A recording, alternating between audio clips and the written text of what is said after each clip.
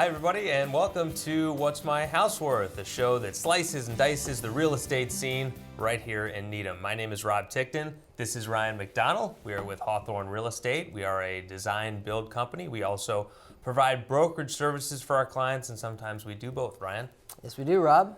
This month's show is going to take a look at the month of May. Pretty interesting month, Ryan, wouldn't you say? Yeah. I don't know if it lived up to its billing, though. Oh, a disappointment, huh? A little bit. I would say there could be an argument made for that for sure. Let's take a look at the sales data, and you look at the number of sales, and you're right, Ryan, it is a little bit lower than in years past. Yeah, I think we had higher expectations. I mean, only 24 sales in Needham during the month of May compared to 21 in April. I think both of us thought it was going to be a little bit higher. We can delve into that a little deeper as we continue on. The average list price still incredibly strong, $1.158 million with an average sale price of just under that at $1.147. And Ryan, that $1.147 is $100,000 more than May of 2014, so that's positive. Yeah, and that's a trend that we've been watching, and we're seeing it, pretty much across the board. Yeah. The percentages, Rob, are good. 99% selling at 99% of the list and 97.3% of original list. Anything above 97% is very, very strong and positive. Average price per square foot, $377. Could that be a new record? It might be. That's $43 over May of last year. Yeah, and I mean, it's $30-something over April of this year. Right. So that's staggering. That's a big number. That is a big number. Right. That's so great. And then average days on market, 64. Again, remarkable. We were at 74 last month, and we were saying how that's a great number. I mean, 64 days. I mean, that's when you think about the typical real estate cycle of the old days when you used to you put your house on the market, then you'd show it, you'd wait a few weeks, maybe you get an offer, maybe you don't, but it's like 64 days. Like, that's nuts. Yeah, that's quick. Just showing you how quickly these things are turning around, because that's being offset by some of the houses that have been on for a long time, and a lot of those being new construction, where the days on market clock is ticking, but the house isn't really actively being sold. And also, you talk about the 24 sales, a little disappointing. We thought it might be more, but there are other indicators that point to a strong market or can point to a strong market. One is the average sales price, which is up. One is the days on market, which is down. The other is the average sales price per square foot, which is up. And the one thing we did not account for is the fact that winter was so severe and lasted so long and lingered. Maybe that's what kept the numbers from going and starting off in May, and I think what that might do is that might result in a real big burst in June and July of homes that normally would have sold in May but got pushed back a little bit. Yeah, I think timing might be a lot of it. I mean, I don't believe that the low number of sales is any indication of a market that's anything but healthy. It's just, I think it's timing. I think maybe it's a late start with the winter, as you mentioned, because when we get to the back end of the show and look at the current snapshot, we still have well over 100 homes that are under agreement. Right. Don't give anything away, Ryan. Sorry. So, I mean, there's going to be plenty of closing. I think we're going to be very, very busy with closings in June, July, August. They just haven't, for whatever reason, maybe some of them are extended. They just haven't closed yet. All right. Well, we shall see. Time will tell. Trailing 6 months, let's take a look at the trend on what the graph is looking like. And there's your little dip, which isn't a surprise to see in February and March as a result of the kind of late fall, early winter market, but things starting to slowly climb their way back up, right? Yeah, and they're going to keep climbing. You're going to see that thing taking off, and it'll peak probably in July or August. And we've alluded to the fact that this May was a little bit lower than last May and Mays of the past. Yep. And so as we look at the previous 6, we see that indeed 24 is the lowest, which is, as much as we talk about this red hot, crazy market, say what you want, that's a little surprising. Yep, agreed. Can be explained away, but a little surprising. Yep. Time to jump in and take a look at the individual sales, 24 of them for the month. So let's not waste any time. We're going to kick things off on Great Plain Avenue. Actually, 3 of the first sales. I know, we're going to spend a lot of time. Not only all on Great Plain, but all within a very tight geographical range. Yeah, but you could stand in each of the yards and play catch if you wanted to. That's true. Yeah. Maybe if we had a remote, we could do something like that. Or a third person. Yeah. 1375 Great Plain Ave, the smallest house, for all you small house enthusiasts, that's the smallest house to sell in Needham since August of 2013. Yeah, 912 square feet, 2 beds in a bath. This is a great downsizing opportunity for somebody who's may not need the 2,500 square foot house or 3,500 square foot house, and they want to stay in Needham, not really ready for a condominium or a townhouse. They still want to have their own yard, their own privacy, not sharing walls with neighbors. This is a great opportunity for that. You're in there at 535. You can do some work too. You still have a nice size lot. It is, we talk about the sneaky walk to town location. You're within like a half mile from town. Yeah, here. yeah. So I like this deal. I think, it's hard one to comp because, like you said, there aren't that many that are similarly spec'd, but it's a great downsizing opportunity. So I like it. All right.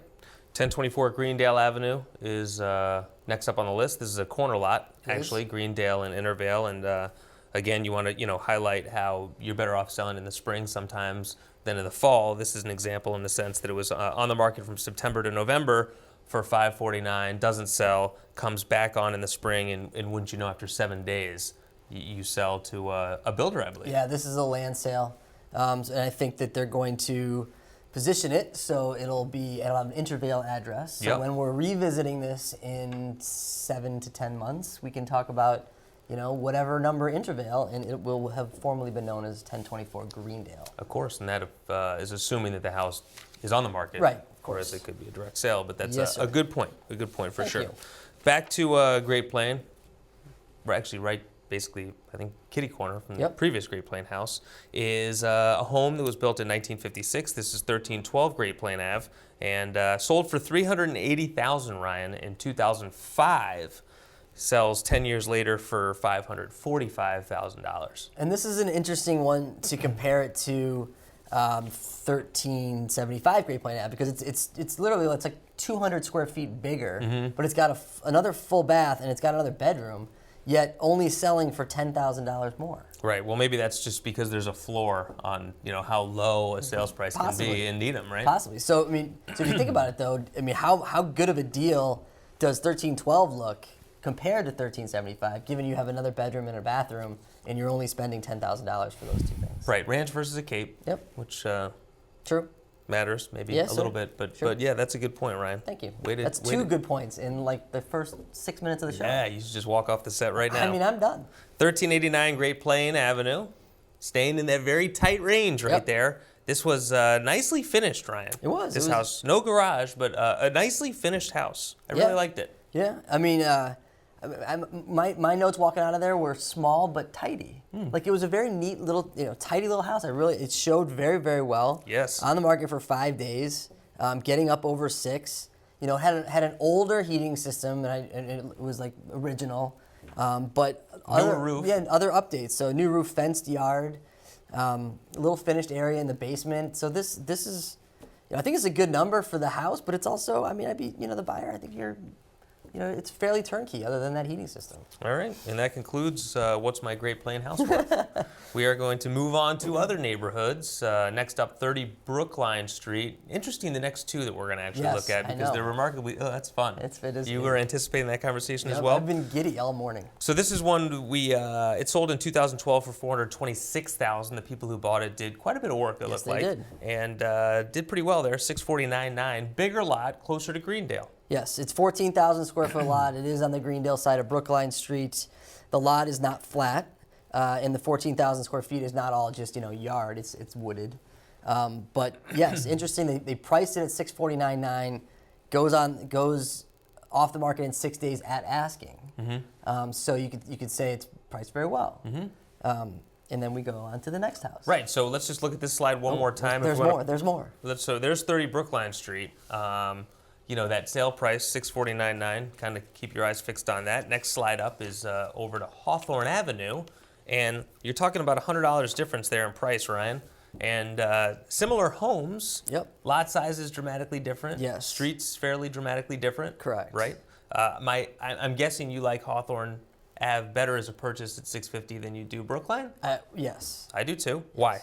Well, as you touched on the location being nestled on Hawthorne Avenue, which is obviously we're clearly biased, but one of our favorite streets. It just doesn't. It's not a cut through. You're not on it unless you live on it. It's a great little neighborhood. Brookline is a busy road, especially down there by Greendale. The lot sizes you mentioned are dramatically different, but if you delve into Greendale's lot, Brookline's lot it is wooded, as I mentioned, in slopes, whereas Hawthorne is flat and very usable. But the difference here is the way they were positioned. So Brookline goes on at 649.9, goes off at the same price in 6 days. I'm sure it went easy. It was probably fine. Hawthorne, you go on at 599. You invite the feeding frenzy that took place with multiple offers, drives the price up to 650, where the seller holds all the leverage. Right. So I'm sure that the negotiation process went very smoothly for the seller because you have, X amount of backup offers in your pocket. So this is a classic example of pricing to be competitive, ending up at the same number of what market clearly was for these houses. And these two didn't know that they were done independently of one another. So it wasn't like the listing agent at Hawthorne knew what they were getting at Brookline. Right. So this is a deal that I think the seller did very well on. Right. But if the buyer looks at these two sales, probably he feels like he did pretty well as well. It's market, Right? I mean, that's the thing. The market has a way of working itself out, and these are, like I said, two totally independent transactions that were going on almost simultaneously, and they landed at the same place because that's the right number for these houses. Right. Makes for some good fodder, some good kind of breaking things down and explaining a little bit how this market works. 50 Prospect is also kind of in that price range a little bit. This one is unique in the sense, or not so much unique, but different than the other two in the sense that it was on the market in October of 2014, went on for 675, nothing happens, and then sure enough, it goes on for 675 again this spring, and wouldn't you know, they get more than asking. Mm-hmm. I feel like there are so many examples of this where we're seeing houses that were on the market before. The people wisely, pulling your house off the market is a tough decision. It is, yeah. Because you kind of feel like you're giving up and you're kind of hoping for something that's off in the future and you don't know what's going to happen. But it seems to be a very beneficial strategy for people who have done it leading into this spring. Right. Because everybody seems to be doing better. Like rather than letting it sit on the market. Obviously, if you have to sell, you have to sell. But if you're able to make that decision when you're facing the holiday season and the slowdown in the market, to be able to pull it off, to put it back on in the spring, and getting over asking for it, yeah, in doing so, it's obviously worth it. And this one, they purchased this one for $560 in 2008, so that's a nice little bump. Yeah. On that one, so good job. Shared driveway at 50 Prospect. 42 Brackett Street is next up. How do you think the shared driveway went in this past winter? Like, whose turn is it to go out there and shovel? Yeah, you learn a lot about the relationship with your neighbor. Right. You also step on the toes of my deal of the month. Sorry, I didn't mean to take the wind out of your deal of the month. Can we start that one over? Can Yeah, I reintroduce sure. it? Yeah, go for it. Okay, all right. Next up on the list is 42 Brackett Street, and you'll notice, hey, look at that, Ryan. Wow, red writing, Rob. Yeah, I love that. I love that alliteration. That's fun for me. Thank you. So, deal of the month, Ryan. Okay. Had a chance to see this house. Sells for $835. We keep talking about this, this feeding frenzy in the spring market and how all these people and all these buyers are out and about. And so how does something go for less than what it's on the market for? Well, you'll notice even though this one sold in May, 42 Brackett actually went on the market in February. Okay. Which was a little early. So if you think about... Especially this February. Right. You think about the winter we had. So maybe a lot of these buyers... I try not to think about the winter we had. No, neither of us do. But these buyers that came out in droves in March, maybe they were just kind of holding back a little bit in February. So this thing comes on slightly early. I don't know. I look at this house. It's 3 beds, 2.5 baths. It's a really nice colonial, quiet street, bigger lot, has a master bedroom. I think if this thing goes on the market dead center of spring, it's going for over $850. Yeah, or even maybe 3 weeks later. Right. And, in hindsight is 2020, Yep. right? And you don't know the circumstances on why somebody puts it on in February instead of March, and there's reasons for everything. But I think, again, they probably got locked in $20,000 in equity, the people that bought this house, 2 months in, just because the market has performed so very well this spring. I mean, we get to play a lot of Monday morning quarterback on this show. I know. Which is really fun. I know. It is fun. But I agree with you. I mean, I think the timing of this may have cost the seller some money. It was, a nice layout to that house. Mm-hmm. A smaller kitchen, but really opened up nicely into the family. And a good-sized lot, almost 11,000 square feet. Yeah. 64 Gay Street is pretty close to 42 Brackett. This was a flip. It was a flip. We talk a lot about new construction in this town. We don't talk about flips quite as much. Yeah, they're tough to pull off. And I mean, this one they bought it for $475 in 2014, under agreement 3 times before ultimately closing. It was priced at $899, then it was down. It was under agreement 3 times at like $879, and then reduced to $849 and goes contingent a week later. So probably a little bit of anxiety for these flippers as this one got closer to closing. But it'd be interesting to see how they did, as they did a lot of work to this house. It is a good location. It's 2,500 square feet. So I think somebody got a pretty good deal at 840 if this was a well done flip. You know who else got a good deal, Ryan? Who? I believe the people who sold 82 High Street got a pretty good deal. Okay. 3 beds, 1.5 baths. It sells for $840,000. That's a pretty good number, wouldn't you say? Yeah, I think it is. I mean, it's a 13,000 square foot lot. It's on High Street, sort of between where High Street turns into Greendale and the corner of Webster. There's no garage here, Rob, too. So I mean, still that's contributes to your earlier point. It's well done. It's nicely finished. Mm-hmm. I mean, everything showed very well there. Nice pictures too. Very nice pictures. Nice sunny playroom on that 3rd floor. One thing I noticed in the listing sheet, though, is it makes specific reference to the kid's secret fort on the 3rd floor. I mean, secret's out. Yeah. Not so secret anymore. Well, listen, for $840,000, you might as well. I guess. So sorry, kids, but you got to find another place to hide. Yeah, I don't know how many kids are looking at the listing sheet. That's the good news. Yeah, So maybe you do get the benefit of both. potentially. Anything else? No, yeah. So I agree with you. I think it's a good number for the seller. Agreed. 33 Cynthia Road is next up. Sells for $845,000. Abuts conservation land there, Ryan. Yep, the Rosemary Brook Conservation Land. I like that neighborhood. Yeah, it's cool. I mean, this is one of those houses where the public record has it at 1484. The listing has 2200. It's so tough with those. With the I feel splits. like, with the Yeah. splits, So that's when we run into this. Right. It's not uncommon for the splits because the town doesn't necessarily include that lower level. The other thing here is it was a big lot, 19,166 square feet, but noted that it was described as a semi-private yard. Any idea what that might mean? Do you know the answer? I have no idea. Ah. I have no idea. So somebody could let us know what a semi-private yard means in this context. That would be super. But so interesting. This one sold for $650 in 2008. So again, seeing some nice appreciation across the board, which is always helpful and healthy for the Needham market. So we like that a lot. A lot of people, Ryan, wonder if Mary Chilton is in Olin Woods or if it's not in Olin Woods. I tend to join the group of the latter.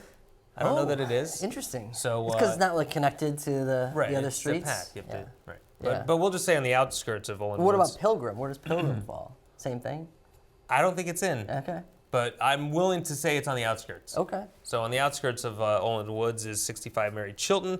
Sells for $855,000, Ryan. Again, sold for just 2 years ago. Sold for $645, but I think some work was done here. I would hope so. This was another case. Public Records got it at 1792. It's 2,200 per listing sheet. Again, it probably has to do with the lower level. It's a huge lot, but very much sloped in the rear and not all usable. And as unique as they come as far as how this house is finished. Yeah. Very contemporary, very bright, and so interesting house. And a large soaking tub. Yes, those are fun. Yeah. 77 William Street.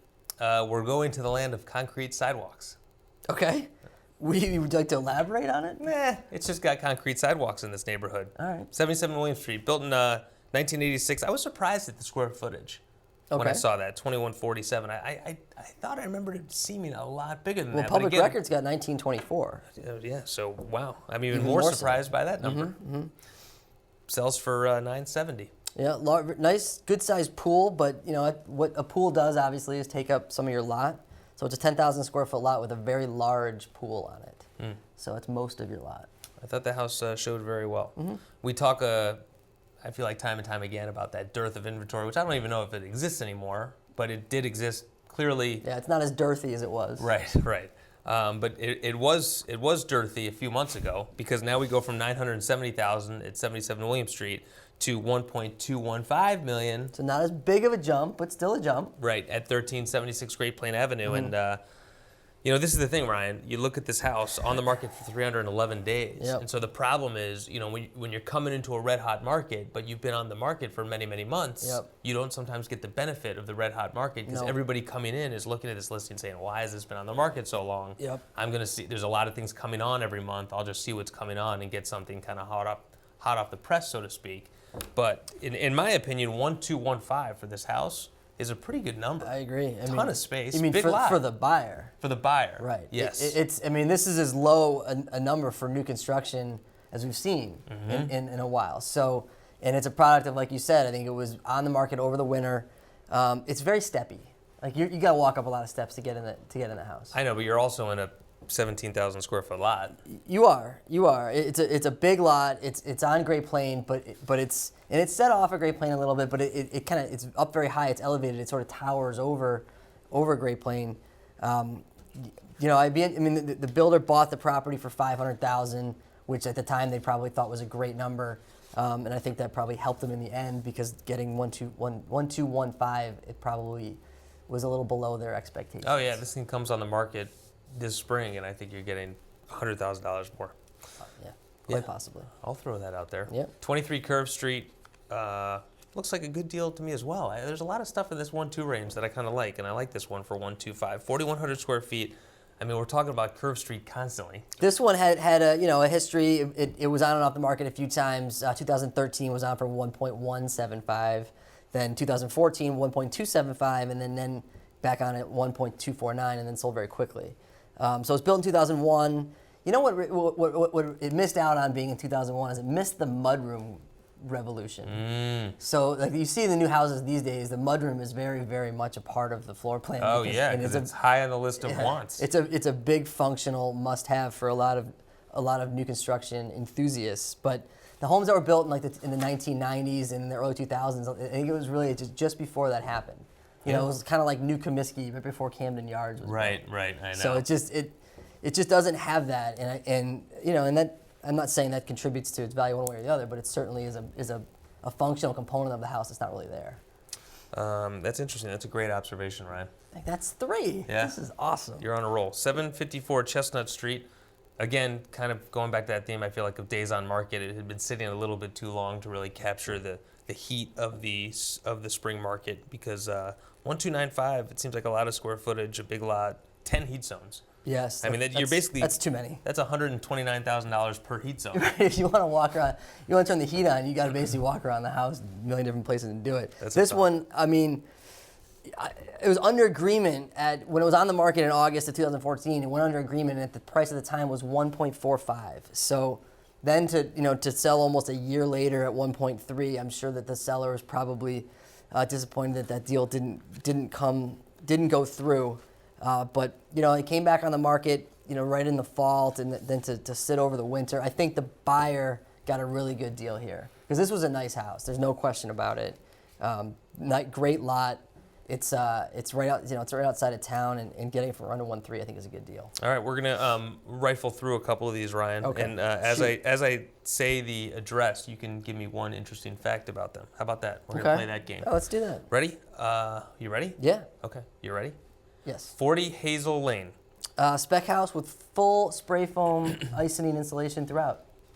Bonus to the buyer. Very good. 699 Charles River Street, Ryan. Oh, well, you can say. All right. It is my deal of the month. Go ahead. It's for almost superficial reasons. I mean, it was listed originally for 1.95 and closes for 1.3. So, I mean, you have some value there. I mean, clearly, maybe obviously it wasn't worth 1.95 or anywhere close to that. But getting, there's a $600,000 spread. I mean, that's just inherent value. It's a cool house, updated throughout, pool, tennis courts, large bright kitchen with a sitting room, really nice porch off the living room that goes out to a cool deck to the pool. It's a really nice house. I think probably selling for under its value. So this is my deal of the month for the buyer, which is rare that both of us have deal of months for the buyer. Yeah, that is, especially in this market. Yeah. Some great notes there. Thanks. Very copious. All right, you ready to go back to this exercise? Okay, fine. All right, back we go. 9 Robinwood Avenue. Ryan, go. I thought the builder did a very bold move with his library. It was dark paneled and like red walls. So it's something you don't see on spec very much, and I appreciated the effort. 55 Pond Street. When you're listing something as Needham's premier location, that's bold. That's bold. It's probably arguable, but we can move on. 66 Highgate Street, Ryan. Nice house, corner lot, and I thought it could have been positioned a little differently to do better, to leave yourself with more yard, which is tricky on a corner. I get it, but this was well built, and it was also shows the kind of a builder doing one thing, because this is a similar floor plan to a house built on Tower, and then he built it once, made some modifications to it, and I think improved it on Highgate. So good job there. All right, we can slow it down ever so slightly onto 194 Lindbergh Avenue. I really liked this house. Sells for $1.6 in 2014. Did you happen to catch the lower level pictures for this? Yeah, it really, really cool. The wine cellar, the seating area, just a really, really well done lower level, and there's your jump right there in the sale price. Right, and 1745. I mean, that's a big number. That's a healthy number. Yeah, that is. Because from the outside, it looks like it's fairly unassuming. Yes. But you go in there, and it's a really nice, well built house. Right, and Lindbergh is can we call Lindbergh a busier road or no? I mean, this is right near the corner of Lindbergh and Webster, so maybe it's busy in that respect. It's a busier location, perhaps. Perhaps. Okay, 61 Lehigh, and we're climbing here. We're climbing the ladder. We're even traveling into other towns. I know. Well, are we? Our Really, research department. Really cool house, though. Yeah. Just very impressive, top to bottom. Built in 2004, but definitely can tell it was a custom-built home. Really nice pool and deck. The first floor master that walks right out to it. It's really cool. Theater over the garage. Double-sided fireplace, which I really like. Those are nice. Fun. But this is a really nice house and a good number. And in other months could have been our big seller, but not for May, folks. Not for May. That award, and this could be the annual big seller right here. Yep. 80 Burr Drive sells for... Well, last month we had one at 3.495. Oh, okay, starting now. Yeah. So interesting, though, we went 10 years with one $3 million sale, and now we've had 2 in consecutive months. What does that tell you? That tells you that Needham is starting to swing with the big boys. Yeah, I mean, I had an agent recently refer to Needham as up and coming, but this one is really impressive. But again, to sell a $3.2 million house in 2 months is a good job. Only 27 days, in 1 month rather, only 27 days on market. It's built in 2009. Had a really nice gym, nice theater. 10-foot ceilings in the basement. I mean, really, really cool house. We could probably do a whole episode on that house We alone. We could. Market snapshot, Ryan. A couple things as we kind of look at what's going on right now in Needham, and this is as of June 1st, yeah, I mean, 2015. We touched on it, Rob. We have 116 single-family homes under agreement. That means we're going to have 116 closings, hopefully, in the next couple months to talk about. So plenty there. You want to know 2 things that jump off at me there. Okay. So 65 active single-family listings. Yep. 65. Last year, same time, you know how many active single-family listings there were? Much less? 103. Oh my goodness. 103. Went the other way. Which tells me we basically have flushed through this inventory already, right? Yeah. That was Wow. startling to me. Startling. And then I'm startled now. I didn't even know it. And as you would expect, 116 single-family homes under agreement. There were 95 this time last year. Interesting. And the other numbers kind of fit the mold of what we've seen up to this do. point. Wouldn't you agree? I do. Listing picture of the month, our new segment. It's our second one in. Yep. Listing picture of the month is something that, for whatever reason, jumps off the page at us as we look at listings that come on, not necessarily Needham, other towns as well. Could be anywhere. And we had a pretty good one last month. I like our contender for this month, and the champion is... It's a wildlife shot, Rob. Yeah. That's a squirrel. That's a squirrel. Indigenous to the Needham area. Right. I mean, it really makes that listing pop. Yeah, Because there aren't many with squirrels. I'm sure it added considerable value to the purchase process for that house. So my question is there any animal that you do think is worth putting on a listing sheet? A bear? I don't know. Well, actually, would that help? Right, that hurts. Yeah, don't put the Fisher cat. I mean, there is a Fisher cat somewhere in Needham. Do not put it in your listing. I've seen the Fisher cat. But is there like a peacock? The I don't peacock, know. sure. The peacock's been in listings for sure. Okay. Yeah. All right. So you're The peacock has been commandeered though. Someone now has the peacock in their own private stash of animals. But the squirrel, I mean, that's insider the information. squirrel could be on any listing, right? Right. It doesn't really distinguish. Okay. All If anybody wants to reach us and tell us about any listing pictures or for any other reason, Ryan, how would they do it? Call us at 781-707-6564 or email us at rob.ryan@hawthornre.com. Thank you for that. You're welcome. That does it for this month's installment of What's My House Worth. Thanks for joining us. We'll see you again real soon.